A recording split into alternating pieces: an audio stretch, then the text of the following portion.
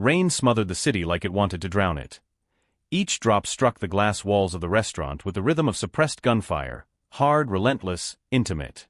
Inside, the noise of wealth tried to disguise its own fragility. Expensive laughter, clinking cutlery, men pretending not to see each other's guns under tailored suits. If this story pulled you in, hit subscribe and stay close. Like if you felt the tension, and drop a comment telling us where in the world you're watching from. Let's see how far this story travels before the next gunshot.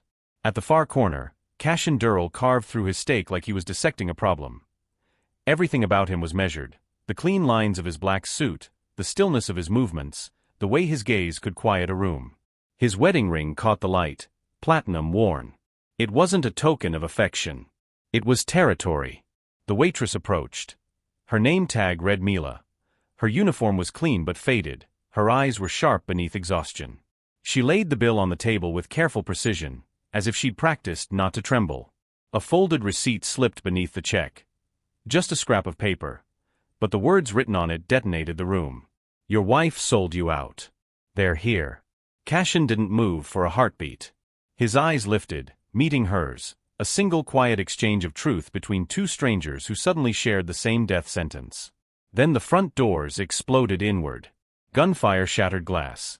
Screams cut through the jazz playing overhead. Wine sprayed across linen like blood blooming underwater. Cashin flipped the table, grabbed Mila by the waist, and threw her to the ground behind cover point. 2 bullets hit the bottle beside her head. Red liquid splattered across her hair, soaking her collar. She gasped, tasting metal and Merlot. Stay down, he said, calm, controlled, lethal. Outside, sirens screamed too early, a sound that didn't belong to chaos, but to design.a-trap. Cashin's mind moved faster than the bullets. He turned toward her, this waitress with storm eyes and a death wish, and saw not fear, but defiance, and that flash between survival and blood. He understood. She had just chosen a side. If you've ever tried to save someone who didn't deserve saving, stay with this story. The restaurant was a skeleton by dawn. Black smoke coiled through the skyline, drifting past glass towers that reflected the ruin like a mirror too clean for truth. The fire crews kept their distance. Everyone knew whose building it was. Cashin Durrell watched from a black SUV, collar soaked from the rain.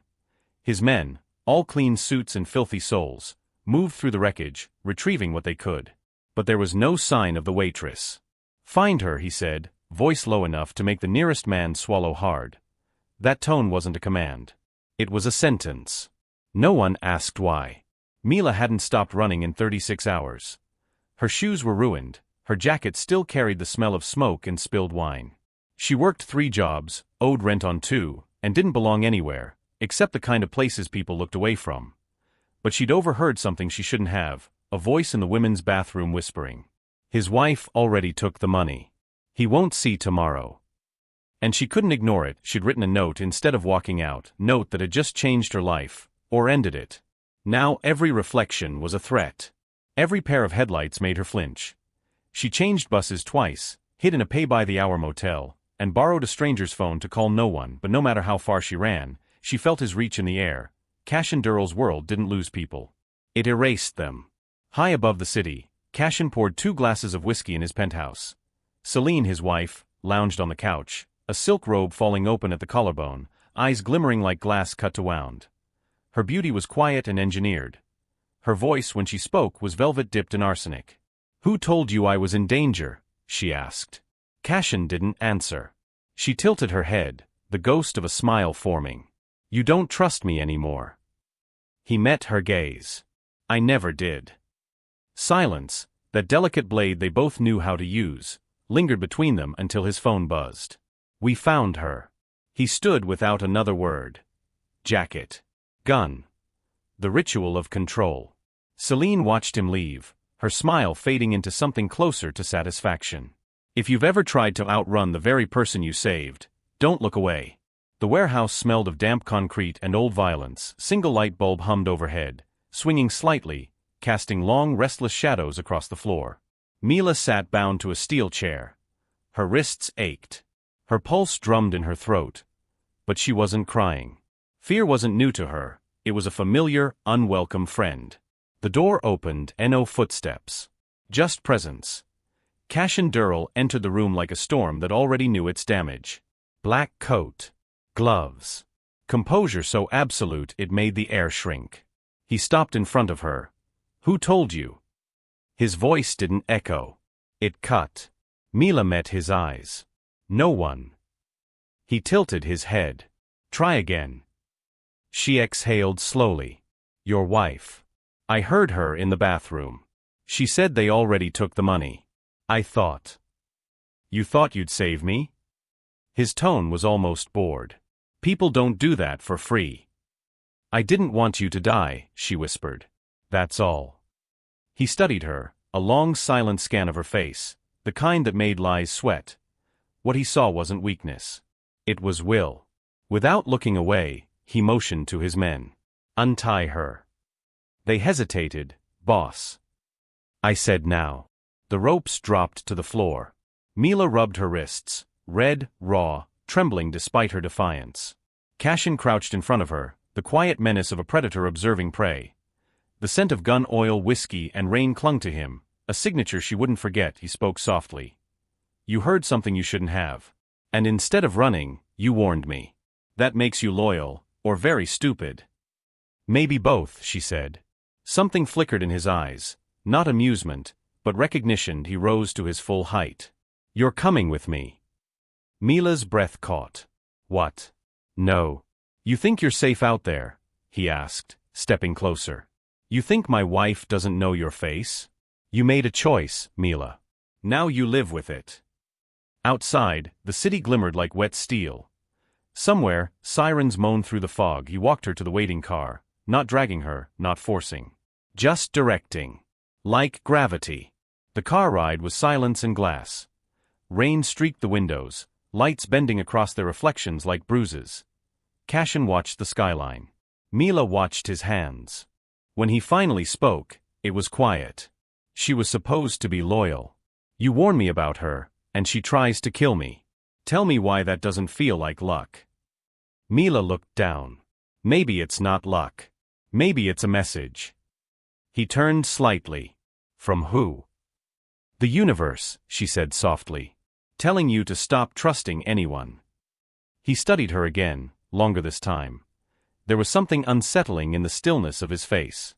The way silence became confession. When the car stopped, they were in front of a high-rise penthouse overlooking the sleeping city, glass and steel gleaming like a crown. His world. The kind that glittered before it devoured. She stepped out into it, knowing nothing from here could ever be undone. If you've ever walked into a cage thinking it was a sanctuary, keep watching. The elevator opened to silence, a sterile kind of quiet, like the air before a detonation. Mila stepped out first, guided by Cashin's hand against her back, light enough to seem protective, firm enough to remind her it wasn't. The penthouse stretched before her, marble floors, gunmetal furniture, walls of glass reflecting the storm outside. Power had a smell. It wasn't money.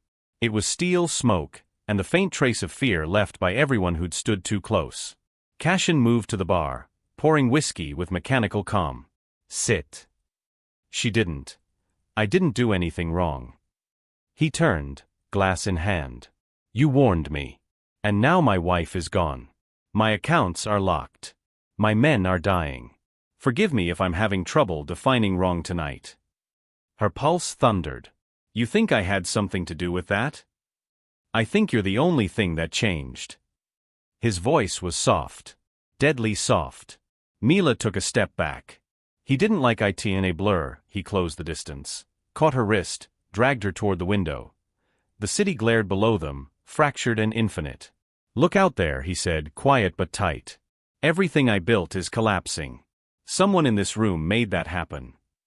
Her breath stuttered. I'm not her.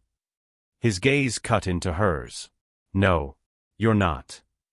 He held her a moment longer before letting go. They stood in the echo of that silence, her skin marked where his hand had been, his composure splintering just enough to show the man underneath. He turned away. Until I know who I can trust, you stay here. No phone. No exit. You breathe because I allow it. Understood. Mila steadied herself. You can cage me, Cashin. It won't make you safe. He froze mid-step. Then slowly, I don't do safe. I do control. Outside, the city's heartbeat throbbed through the windows, Sirens, thunder, neon. Inside, Cashin's empire was unraveling thread by thread. Celine was gone, with his money, his allies, and the last fragments of loyalty he'd bought. The streets whispered, the queen betrayed the king. Mila sat on the couch, wrapped in borrowed silence, the city flickering across her face. When the door opened again, Cashin dropped a bloodied gold ring on the table beside her, its engraving cut deep. Celine's. Mila's throat tightened. You found her. He poured another drink. Not yet. But I found the man she was with. He didn't elaborate. He didn't need to. The stain on his cuff said enough. Later he found her in the guest room, sitting on the floor, back to the wall, eyes open but elsewhere, leaned on the doorway, studying her like a problem he hadn't decided how to solve. You're not sleeping. Would you? She murmured. His mouth twitched, almost a smile. She played me, he said quietly. And you warned me. Maybe I owe you something. Mila looked up. Then let me go. He shook his head. You still don't understand. You saved me, Mila. That makes you mine now. Her voice barely rose above a whisper. That's not how it works. In my world, he said, stepping closer, it's exactly how it works. The air between them tightened. Not violence, not desire, something stranger. Something that would ruin them both. If you've ever been punished for doing the right thing, this is where the story begins to hurt. Morning didn't reach the penthouse so much as struggle into it. The storm had moved on, but the light that seeped through the glass was gray, thin, exhausted, the color of ash after fire. Mila sat at the kitchen counter, a mug of untouched coffee cooling in front of her.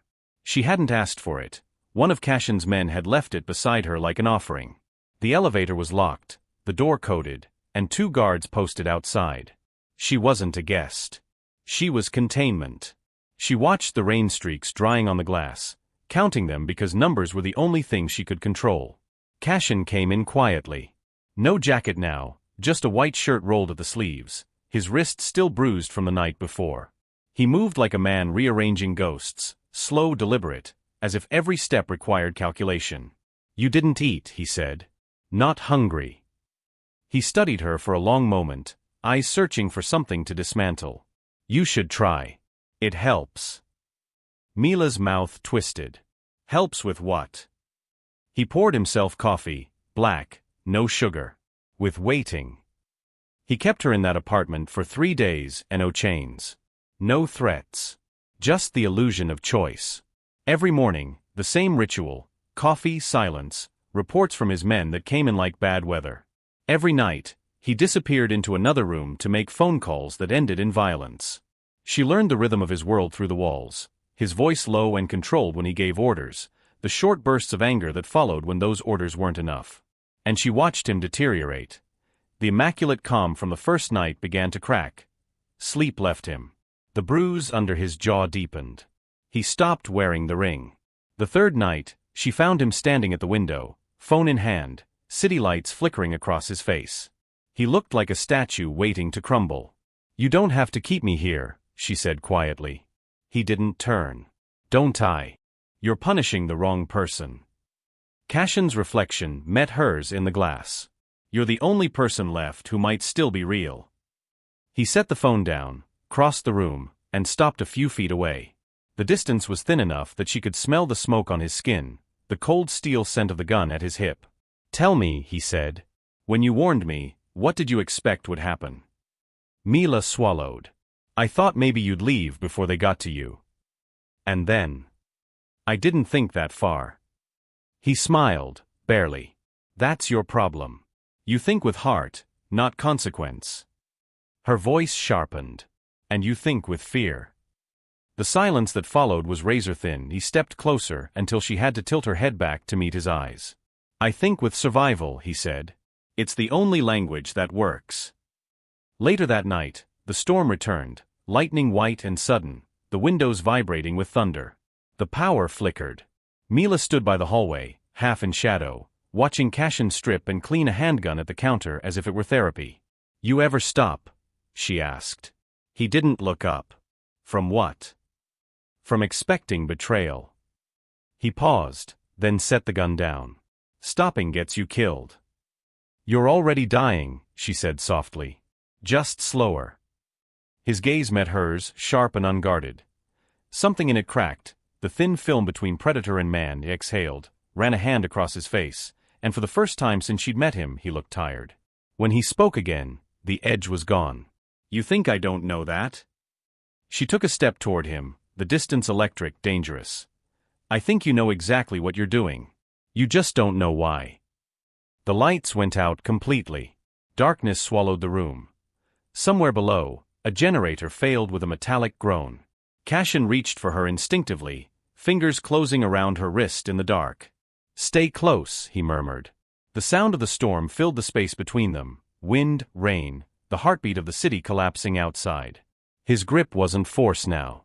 It was instinct. For a breath, neither moved. Two people who shouldn't trust each other standing still because the world outside had stopped making sense. When the lights flickered back on, they didn't step apart right away. That night, she lay awake in the guest room, staring at the ceiling, the storm receding into silence. Across the hall, Cashin sat in the dark, glass in hand, watching the faint reflection of her door in the mirror opposite him. He didn't know what to call what she'd become. Protection, guilt, distraction, maybe all of it. But for the first time in years, the silence of the city didn't feel like control, it felt like company. If you've ever found safety in the wrong person's shadow, keep going. Morning arrived on the edge of silence. The rain had stopped, leaving a washed-out sky and a city that looked like it was holding its breath. Mila stood at the kitchen window in one of Cashin's shirts. Too big, sleeves rolled, the smell of smoke and whiskey clinging to the fabric. 3 days of captivity had eroded the edges of fear, leaving something quieter behind: fatigue, curiosity, and an ache she didn't want to name. Cashin came in with a tablet in hand, eyes fixed on the glowing screen, looked different, sharper, unshaven, movements clipped by sleeplessness. He dropped the tablet onto the counter. It spun once, showing a paused frame of security footage. Celine. Perfect hair, calm expression, walking through a luxury lobby with two men Cashin used to trust. Third figure trailed behind them, blurry, half in frame, wearing a hood. "She's not hiding anymore," Cashin said. "She's taunting me." Mila studied the footage. Where was this? Downtown. 48 hours ago. She emptied one of the safe accounts. He glanced at Mila. "The one you warned me about." She folded her arms. "So you believe me now?" Cashin poured a drink at 8 in the morning. "Belief isn't the issue. Motive is. You think I had one. I think everyone does."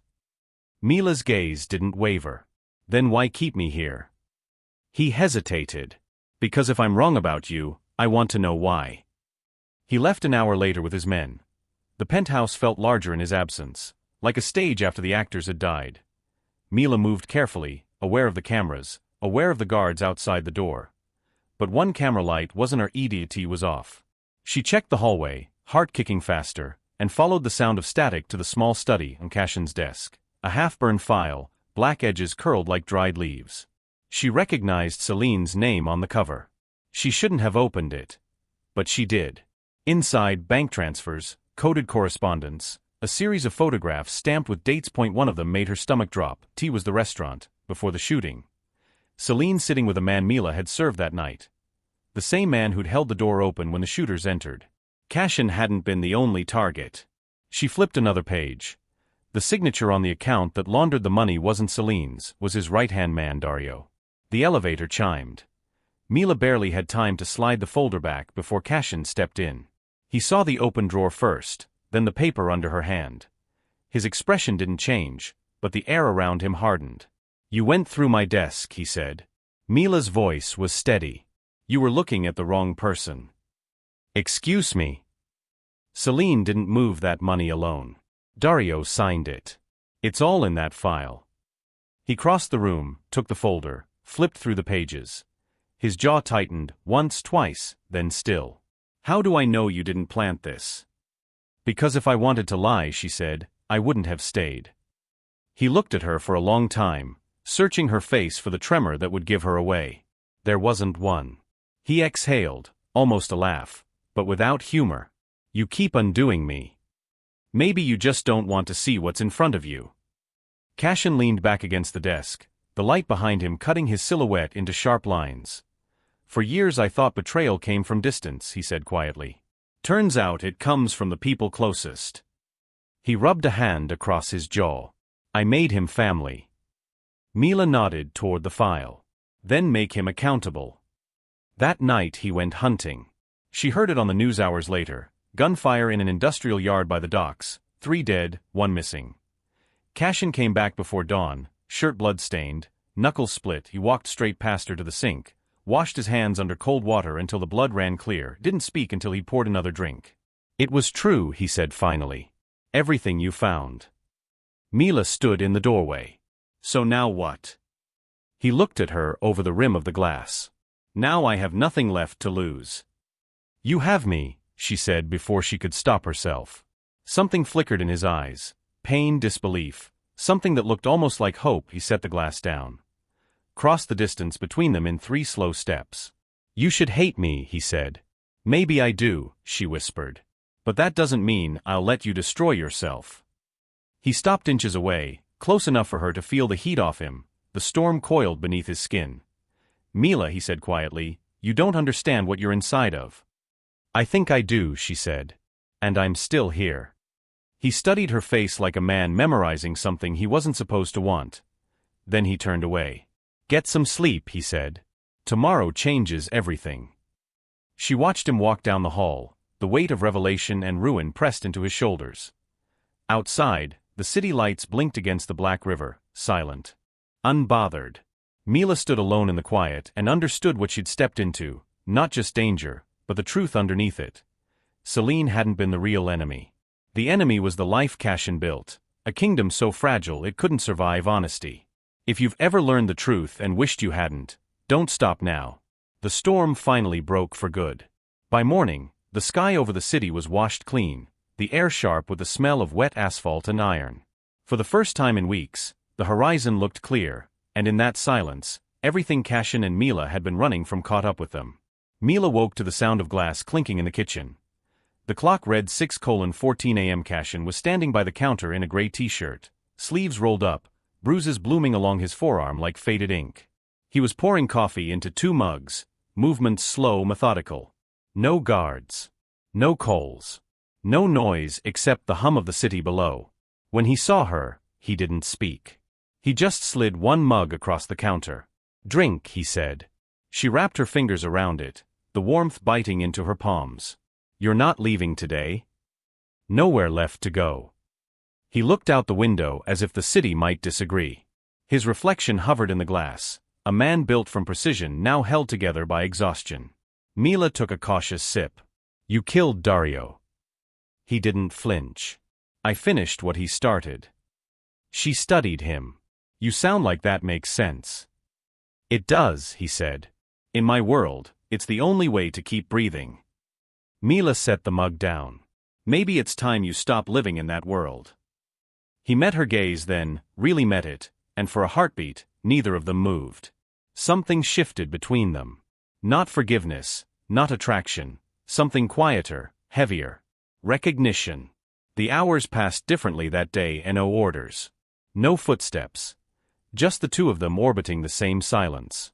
Cashin sat at the piano by the window, an old Steinway left from a previous life. He didn't play, but his fingers lingered above the keys as if trying to remember how. Mila approached slowly, standing beside him.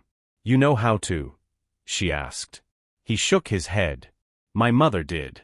Before she died, she made me promise to keep it tuned. I did that. Never learned to play. Why not? He stared at the keys. Too quiet. Quiet gets people killed. She leaned against the piano, arms crossed. Maybe quiet just reminds you you're still human. He looked up at her, something breaking open behind his eyes, the kind of look that comes after years of silence. You talk like someone who doesn't understand what I've done. I understand enough, she said softly. You built a cage and called it a kingdom. You survived, but you forgot why. He stood abruptly, the chair scraping the floor. She didn't move. He stopped a step away, the space between them humming with everything unsaid. You don't know what it costs to stay alive, he said. Then show me. That night, the city slept under fog.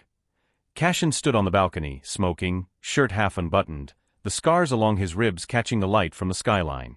Mila joined him, barefoot, her breath fogging in the cold air. "You don't sleep much," she said. "Can't.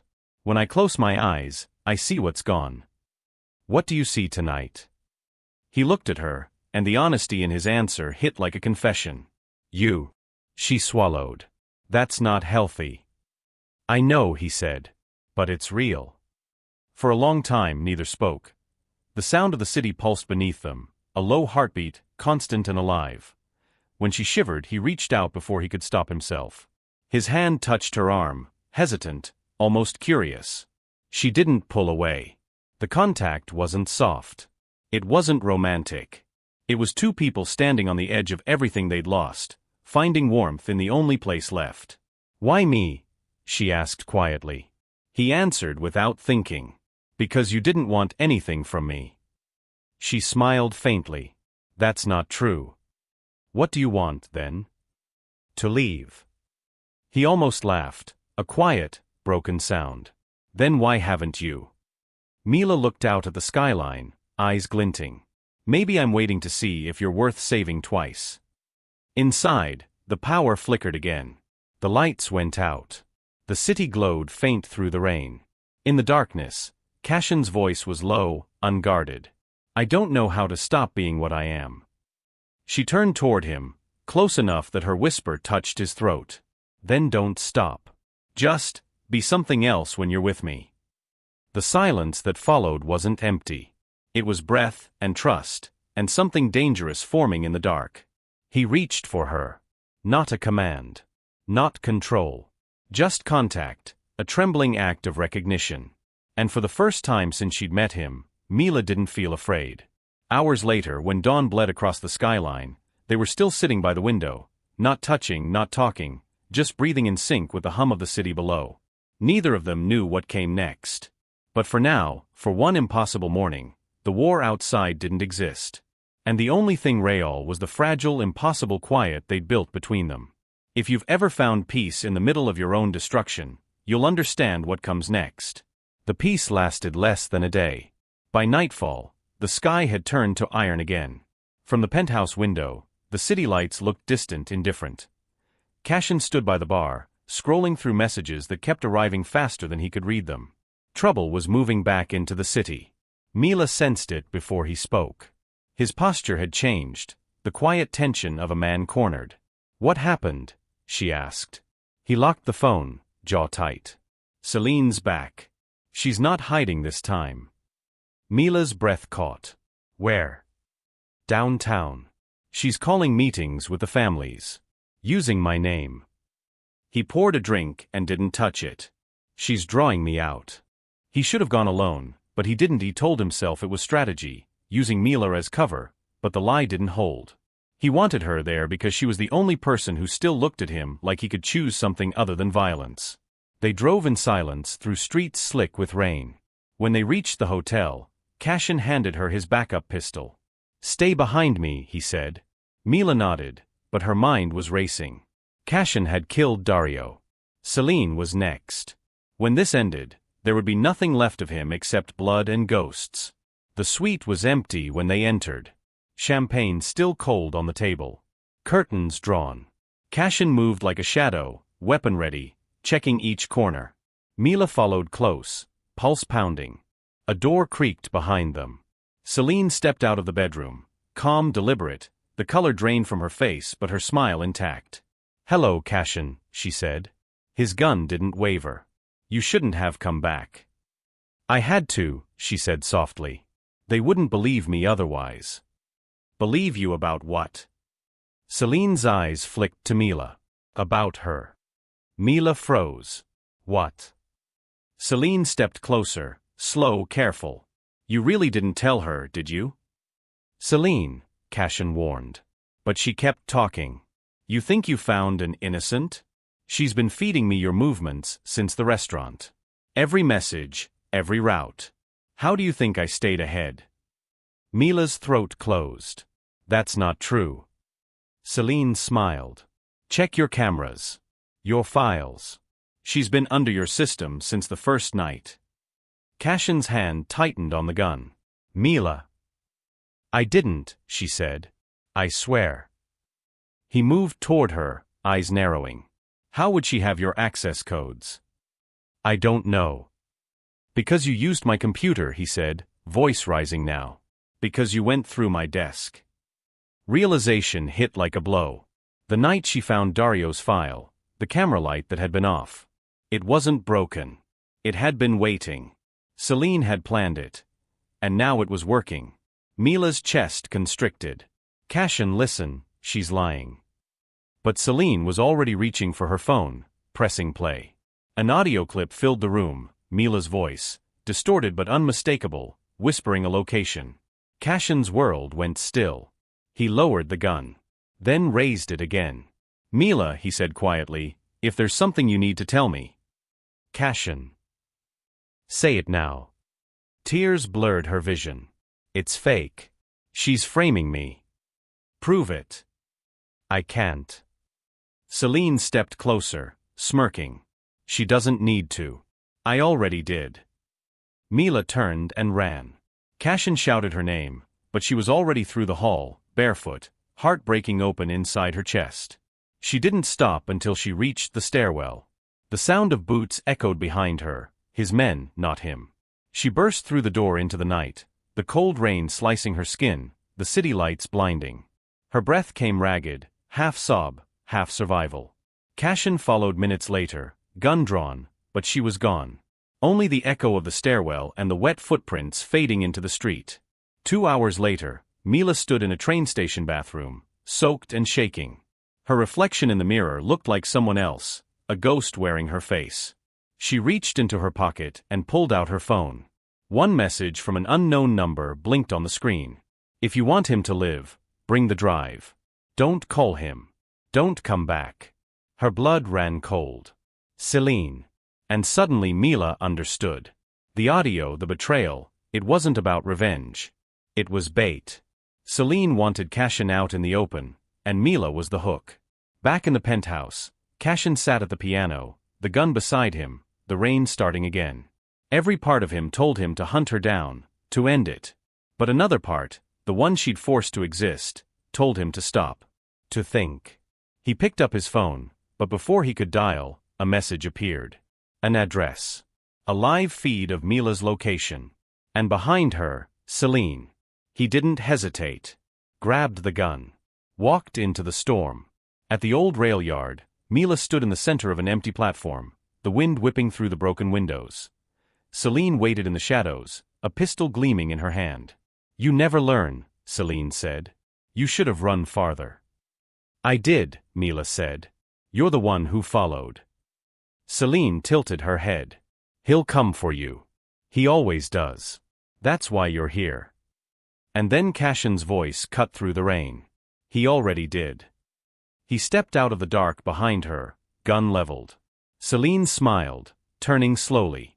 Always the hero. No, Cashin said. Just the consequence. She fired first. He fired second. 2 shots. Silence. Celine hit the ground, eyes wide, a small red bloom spreading across her chest. Mila screamed, stumbling backward. Cashin dropped the gun and caught her before she fell. She wanted me to kill you, he said, voice shaking. She wanted to end both of us.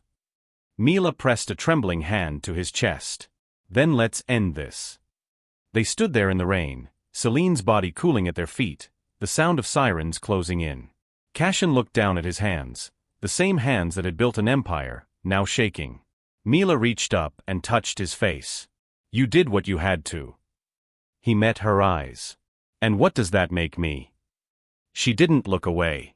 Alive. If you've ever had to destroy the thing you loved to survive, you'll understand what comes next. The sirens came slow through the rain, red and blue flickering across the hollow rail yard. Cashin stood still in the downpour, gun empty in his hand, breath heavy. Celine's body lay 10 feet away, her eyes open, reflecting the sky like broken glass. The world was finally quiet. Mila gripped his sleeve. Cashin, we have to go. He didn't move. His pulse thudded under her fingers, steady, controlled, a man used to standing in the aftermath. I'm tired of running, he said. She stepped closer, her voice barely a whisper under the thunder. Then you die here. He looked at her, And for the first time she saw it, the man beneath the armor, the fatigue, the loss that had turned into violence. He dropped the gun into a puddle. Metal against water. A sound like surrender. "Let them come," he said. "Maybe that's what's supposed to happen." Mila's jaw clenched. "No. You don't get to give up now. Not after everything." He met her eyes, rain sliding down his face like tears he'd never allow. "You saved me once," he said. "Don't make it a habit. Then stop making me." She pulled him by the wrist, hard, dragging him through the rail yard toward the service tunnel. The sirens grew louder, closer. He didn't resist this time. They moved through shadows and dripping concrete, the smell of rust thick in the air. By the time they reached the street, dawn had started to bleed through the storm, gray light, wet asphalt, the city just waking up. Mila flagged down a passing delivery truck, shouting over the rain. The driver hesitated until Cashin stepped into view. Even soaked and unarmed, his presence still carried danger. "Hospital," Mila said. "Now." The driver nodded fast. Inside the truck's cabin, the silence was heavier than the road noise. Cashin pressed his palm against a graze along his shoulder. One of Celine's bullets had caught him after all, just enough to bleed. Mila tore part of her sleeve and pressed it against the wound. "Don't," he said. "Shut up," she said. "You don't get to die in a delivery truck." He almost smiled, winced. "You're bossy for a hostage. You stopped being my captor the day you let me see you bleed." Her hands shook, but she kept pressure steady. He watched her face, the focus, the fear, the anger she never hid, and realized he'd memorized her without meaning to. They didn't go to a hospital. Too many eyes. Too many debts waiting to collect. Instead, she took him to an old apartment above a laundromat on the east side. It smelled of detergent and dust. She found a first aid kit in a drawer and set to work, cleaning the wound, sewing the edge shut with trembling fingers. Cashin didn't flinch. He just watched her. "You could still walk away," he said quietly. "No one would find you." "I know. Then why are you here?" She tied the last stitch tight.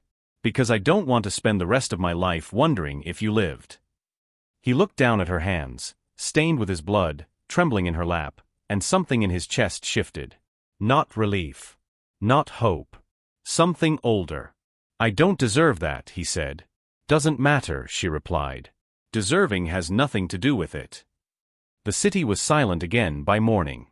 The news was already spinning its story. Underworld queen dead. Power vacuum imminent. Cashin's empire was ash. He stood by the window, shirt unbuttoned, shoulder bandaged, watching the smoke rise from the riverfront. He'd built a kingdom out of fear and watched it collapse in a single night. And yet, for the first time, the ruin didn't feel like loss. It felt like choice. Mila came up behind him, a blanket around her shoulders. "They'll come for you." "I know. You could leave. Start over. You have enough to disappear." He turned slightly. "And you?" She hesitated. "If I go back to my old life, I'll always be looking over my shoulder. If I stay, I'll be running beside you." His voice was quiet. "That's not a life." "It's survival," she said. "It's what we do." He studied her, the city reflected in her eyes, and realized he'd been given something he'd never asked for, someone who'd seen the worst of him and hadn't looked away. "What do you want from me, Mila?" he asked. "Nothing," she said. "Just don't die before you figure out what living means." He turned fully, reached up, and brushed a strand of wet hair from her face. The gesture was careful, almost reverent. "You shouldn't have come into my world," he said. "You shouldn't have made me part of it." They both smiled, small, broken things. Outside, the first sunlight split the clouds, spilling pale gold across the cracked skyline. Cashin looked at it, then at her, and understood the decision waiting in his hands. He could call his men, rebuild, retake everything. Or he could walk away now, with nothing but her, and the chance to stop being the monster he'd taught himself to be. He let out a long, quiet breath. Then he reached for her hand. "Power or peace?" she said softly. He nodded once. "Peace." They left the city before noon. No bodyguards. No convoy. Just a black car cutting through the morning fog, two people driving toward whatever waited past the edge of the map. In the rearview mirror, The skyline of everything they destroyed shrank to a smudge on the horizon. If you've ever had to choose between what built you and what could save you, you know how this feels. The road bled into the horizon, a ribbon of gray cutting through mist and pine. For hours, the only sounds were the engine and the low hum of rain against the windshield. No chase. No calls. No names left to fear. Just Cashin behind the wheel, and Mila watching the world unfold beyond the glass. They crossed the bridge out of the city at dawn. Behind them, the skyline dissolved in fog, steel and glass swallowed by distance. Ahead, the countryside stretched wide and unfamiliar, quiet enough to be dangerous in a different way. Cashin didn't speak until the gaslight blinked. "Next town's 20 minutes, he said. Mila nodded, voice low. "You planning on stopping?" He glanced at her. "If we keep moving forever, it's not running. It's refusing to stop." She smiled faintly. "That's poetic for a man who used to kill poets." He almost laughed, a sound more exhale than humor. "Used to." They stopped in a forgotten town tucked between two highways, a diner, a gas station, a motel whose sign buzzed in tired neon. Cashin paid cash for the room, one with peeling wallpaper and a window overlooking an empty field. Mila dropped her bag on the bed, looked around. "This feels temporary." "Everything is," he said. She turned toward him. "Even us." His eyes softened. "Especially us." The day passed slow. Cashin sat by the window, shoulders stiff, eyes scanning every car that passed like muscle memory refusing to die. Mila unpacked silence between them, making coffee, folding the extra blanket, moving as if her hands could create normalcy out of wreckage. By afternoon, she found him asleep in the chair, gun still on the nightstand, head tilted toward the window light. For the first time since she'd met him, he looked unguarded. Human. She watched him for a long moment, then quietly took the gun and hid it in the drawer. When he woke, dusk had settled. He blinked confused, until he saw her sitting cross-legged on the bed, reading an old newspaper. "They still think you're dead," she said. "Maybe I am," he replied. "Maybe that's the point." Later, they walked through the field behind the motel. The grass was tall, damp from the evening fog. Mila pulled her jacket tighter. "What now?" Cashin stopped, looked up at the sky, violet, low clouds drifting. "I don't know how to be ordinary." "Then don't be," she said. "Just don't be what you were." He turned toward her. "You think I can change?" "I think you already did," she said. "You just haven't forgiven yourself for it." For a while, they said nothing. The air smelled of wet earth and diesel. Crickets sang from somewhere unseen. Then Cashin reached for her hand. It was instinct, not intention, fingers brushing, then holding. Her pulse quickened, not from fear this time, but from the quiet certainty that she wasn't alone anymore. When they returned to the room, the world outside had gone still. Mila sat at the edge of the bed, the lamp casting soft light across her face. Cashin stood by the window again, his reflection framed by rain-streaked glass.